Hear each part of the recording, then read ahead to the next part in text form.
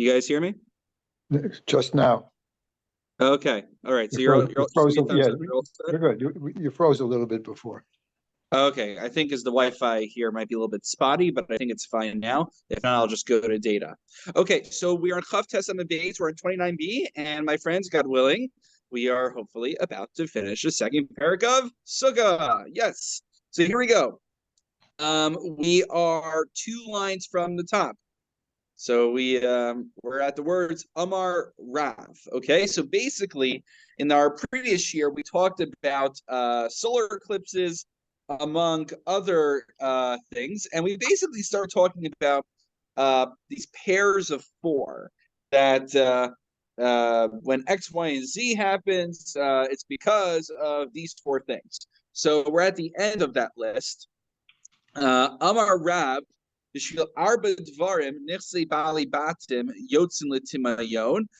because of 4 things, people lose their property. Now, the timayon is a little bit of an odd term. Either maybe it means that they're hidden. I'm curious, actually, how does Rabbi Arthur Scroll decide to render it hidden or seized away? What's their rendering? Because Rashi descend into oblivion. So what was that? What into oblivion? Descend into oblivion. Wow. Okay. It says in Rashi, it's mamamin uchalim alehem. So it sounds like they kind of get like hidden and I guess obliviated on their own. Okay, so why do people lose their property? So for 4 reasons. Al koshi schar sachir, one delays paying a contractor. Val oshke sar schachir, if you not just delay, but you never pay that person you contracted. Val sheporkin ol me al tzavarev v'nosin al chavarehen, if you are responsible to do something and then it's on your neck and then you put it on the neck of somebody else. What that says about delegating, I'm not quite sure. Val gasus ruach, and haughtiness. And the gaza ruach, in fact, haughtiness is as bad as all these combined. When it comes to the humble, it says, Vanavim Yirshu Eretz is Angu al Rov Shalom. That when it comes to the humble, right, did I read? Yes. So they'll be able to inherit the land, and they will be able to experience all the oneg, all the enjoyment of having much peace that is no doubt created by people of that disposition. So, Hadron Alach. Yashim, we just finished the second parak of Sukkah. So shkayach, everybody. Okay, and we're actually over 2/3 through just in terms of dapim. So in fact, what are we? The amount of dapim, someone help me with the numbers here. It's 50 something. I always forget offhand precisely how much it is. The Sechta ends on 56. What's 56 divided by 2? 28. What? 28. Good. And we're on 29. We're going to get to 30. So we're past the halfway point, guys. Yeah. So don't think just because it's the second part, we have 3 more to go. We're actually past the halfway point. So this should just make you feel even better about yourself. You know, it's interesting. I haven't looked into this, but I think there's like what happens is the Christian Bible, they riff off a lot of things that are in ours. So I think there's one of these things that that Jesus says in this, I think it's in the Sermon on the Mount. He says that the meek will inherit the land. So I think he's actually riffing off this pasuk in Tehillim, or I don't know, plagiarizing it. So there's a lot of quote sukkim lahavdil in their Bible, which is basically just plagiarizing or taking creative license with what's in our actual Tanakh. So that was just one that occurred to me. I'm sure I'm not the first to notice that. Okay, so let's begin the next parak. Here we go. Lulav Hagazel. So we've been spending a lot of our time talking about the parameters of what makes a kosher or pasul sukkah. And we talked about it in the previous parak, not just about the dimensions of the sukkah, which is what the first parak mostly dealt with, but then we talked about the mitzvah of yeshiva sukkah, of, okay, I have a kosher sukkah. Now, what are the parameters for fulfilling the mitzvah of actually dwelling in it? Teishu Kain Tuduru. Now, in the third parak, it's time to talk about the other central theme of sukkahs, which is the arba minim. So here we go. And in fact, by the way, I remember way back when we were deciding which Masechta to do next, maybe some of you guys actually raised an interest talking about monetary law. more financial kind of matters. And then I raised that like the three bavas are amongst like the thickest mesechtos in Shas, so it may have not been the best idea, unless they keep me around for another decade or something. Then we could talk about that. So, but this parak over here, we're going to be talking about right now lulav hagazel, a stolen lulav. So a lot of yeshivas, which generally don't learn mesechtos that are found in Seder Moed, they like to sink their teeth more into Nashim and Nezik and Mesechtos, so they'll actually learn Lulav Hagazel. It's one of the exceptions to the rule, because as we'll see tonight, and we'll talk about more next week, it deals a lot with monetary matters. So don't take it from me. Let's take a look at the Mishnah and the resulting Gemara. Lulav Hagazel v'yavesh pasul. So lulav that's stolen or that it is significantly dried out is pasul. We'll talk about why for each one. We'll just go through the Mishnah. If it's from an Asherah tree, it was a worship tree, or it's from a city that's supposed to be destroyed, that lulav also is pasul. So those are certain statuses. Yavesh not a status, it's more of an experience for it. Niktam Rosho, if it's the head, the top of the lulav is snipped off, or nifritzu alav, or the leaves start coming off of it actually, and the only thing holding the leaves to the spine of the lulav is that it is bound together, as Rashi says. So then it is pasul. However, nifritzu alav kasher, if they're just extending outward, right? Because when you think about it, the lulav, right, it comes from the decal, it comes from the palm tree. So we're used to seeing the palms once they've already fully expanded. But a lulav really is just getting one of those leaves when it is just starting to come out and it is still hardened for the most part. But in theory, you could have a lulav, that process went a little bit further and the leaves began to expand a little bit. But since those leaves remain attached to the base, to the spine of the shidra, the lulav, so then it is still kosher. It's like a classic, what do you call it, Sudas Preda Dvar Torah, in which someone gets up there, as you have like a group of people, and we're all about to go our separate ways at a graduation, and they say, oh, you see, there's a difference between the Nifritzu versus the Nifridu. The Nifritzu, they all go their separate ways, and it's pasul, but Nifridu, we all go in our own different directions, but because we're still connected at the base where we come from, it binds us together, and it's a kosher lulav. It's a Dvar Torah I've heard a few times. If you need one, keep pocket that Dvar Torah for the future. Okay. Now, Rabbi Yehuda Omer, Yagdenim Malat, you should basically, even for this, you should bind it from the top, meaning don't let the leaves stick out, bind it and bring them all together. And remember, we also have a machlokes we'll talk about if there is an absolute requirement to bind in general. But we'll get there. So Tzine Har Barzel Shera. So word Tzine Har Barzel, basically it comes from a very infertile area, and the lulav is malnourished. So I didn't bring my Masifta Gemara with me, but I'll try to do it next time. It might be worth doing a session in person where I could actually easily, like just one of these times, just so I could kind of take you on a tour of all the graphics and pictures, which will help us for the future.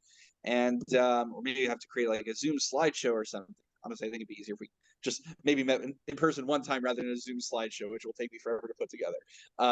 But basically, usually the leaves are all, you've had lulavs before. If you take a look at your lulav, they're all overlapping each other. So here, it's like just enough that one set of leaves is able to hit the base of the next one. So it's a very malnourished lulav, but despite that, sheros, as long as one leaf reaches the other and there's no true gap of the spine, so then it remains kosher.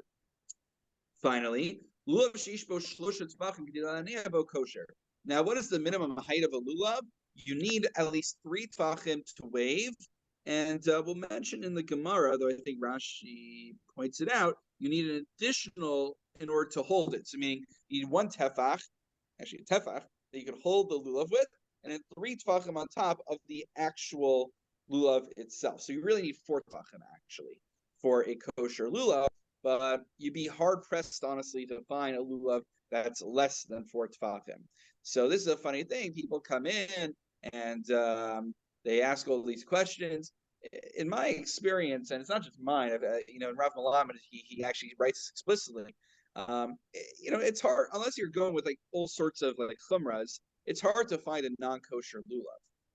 The funny thing is, when people come in for their esrogim, and I'm trying to show them, so they're looking around, and people come in and they're like, "Oh yes, of course, this is a beautiful, and this is that," and they don't really know what they're looking for, honestly. Meaning, there's like actual halachos that regulate what makes an esrog a kosher esrog, and what makes an esrog a better esrog. And then if you check those off, then if there's one that appeals to you more. But some people, they don't realize that you're supposed to look especially at the chotem. You're supposed to look at the upper part where it starts to lean in. There's actual parameters for defining what is hadar, what is considered beautiful by Chazal standards. And by the way, we're going to talk about that very briefly. We're going to touch on that right now in the Gemara. So let's go to the Gemara. Kapasik utani loshna b'yom tov rishon, loshna b'yom tov sheni. So the Mishnah, you'll notice, makes no distinction between the first day of Yom Tov versus the other days of Yom Tov when laying out that a stolen lulav and a dried out lulav aren't kosher. So, okay, I can understand why there's a blanket rule for all of Yom Tov when it comes to a dried out lulav. Bishlama yavesh, hadar be'inan. It needs to be hadar. So, by the way, Talmud Yerushalmi, which is cited by the Ravid, says, what's the issue with a dried out lulav? So we say it's a Tehillim, of course, which has become part of Hallel. Lo ha-mesim yahaluka. What does that mean? The dead shall not praise you. So that actually means that you shouldn't take something that's absolutely dead and dried out to use before God while praising him. So that's actually the Talmud Yerushalmi's reason for why a dry out. I don't know. So now every time when I daven Hallel and I actually pay halfway attention to it, I think to myself, I was saying, Lo ha-mesim yahaluka, right? So I'm like, oh, right, that's right. I can't use the dried out lulav. And by the way, dried out means like really dried out. Even like, we've gotten some dried lulavs in the past, but they were still within the, fair game of being kosher. Okay. So, but that I can understand, right? Midrabanan, you need this standard throughout all of Yom, not just the first day. There's a discussion about whether hadar is required all of Yom Tov or just for the first day of Yom Tov, which is why, by the way, if the reason that when your pitum falls off your esrog, it's puzzle, is because it's not hadar anymore. So potentially that's only ma'akiv on the first day of Sukkot. But the rest of Sukkot, according to many, I think Mishnah Berurah says as much, that if your pitum falls off, it's still kosher the rest of Sukkot. So if you have to borrow someone else's esrog on the first day, don't despair. You might be able to use your esrog for the remainder of the holiday. So that's important to keep in mind. But anyway, Veleka. So we don't have a hadar here when it comes to dried out lulav. But I can understand why still lulav is possible on the first day, because on the first day we have a requirement of lechem. You have to own your own lulav. But on the second day of Yom Tov, why not? Why is that problematic? So Rav Yochanan, and I was learning this earlier today when preparing, and Marissa was around, so she heard me say the words mitzvah haba be'avera, and she's like, "Oh, mitzvah haba be'avera, that's a famous sugya." Indeed, it is. So you can't fulfill a mitzvah via a sin. Now, there's a whole discussion what the parameters are. We'll save Tosos for next time. But essentially, you are now going to come before a Kadosh Baruch Hu with a lulav that you stole. So you're fulfilling a mitzvah via sin. It doesn't work like that. Shnemar, what's the proof? The Vesim Gazel, Vesapiseach, Vesachola. So how do you? It's not Pesach. Piseach is a mum of some kind, I think. How do you translate the word Piseach?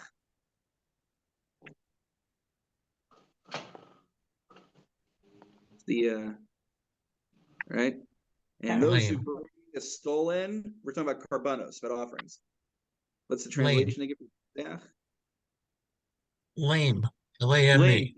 Okay, I knew it was some kind of mum, right? So the one who brings a stolen carbon, a lame one, vesachula, or a sick one, those are all problematic. So we see that the pasuk compares gazal to piseach. that and so a stolen carbon is analogous to, it's tantamount to bringing a blemish one, a lame one. Just as a lame one, there's no way to fix it, there's no way to rectify it. There's no way to rectify a stolen one. Whether the original owner has despaired of hope of getting it back, or whether he hasn't. Now, if this all took place before the owner decided that he gave up hope and he despaired over ever getting his lulav back, well, of course that makes sense. You wouldn't fulfill the mitzvah because you don't own it yet. But after the owner despairs, wouldn't you at least be able to acquire it for yourself? And there's a whole long tosis here, which is where the yeshivas sink their teeth in as to determining what the parameters of this are. But so even if you do become the technical owner of the lulav, but fundamentally, since it's a mitzvah haba ba'avera, it would be puzzle. So meaning, even on the first day of Sukkot, there's a requirement of ownership. Even if you get around that, on the second day as well, you still have the issue of mitzvah haba ba'avera. So that's what we'll keep in mind. Now, the Gemara continues to talk about mitzvah haba ba'avera. There's a tosus here that talks about mitzvah haba ba'avera. So I will leave you on a cliffhanger, as I tend to do, but this is a very important concept. And in fact, by the way, so for the Sefer Chinuch folks, we talked about it all the way on the first mitzvah of reproduction, period for Rivya. So we're going to bring back our good friend the Minchas Chinuch next week as well, and tie it all together. Okay, so we're going to end here. I'm going to run to Mincha. And if you want to kasha your kelim, you could see me at 8 o'clock here at the kitchen. Hopefully things aren't boiling over and getting destroyed on my watch. All right, take care, guys. Thank you. For making the time. Good learning together. All right, bye.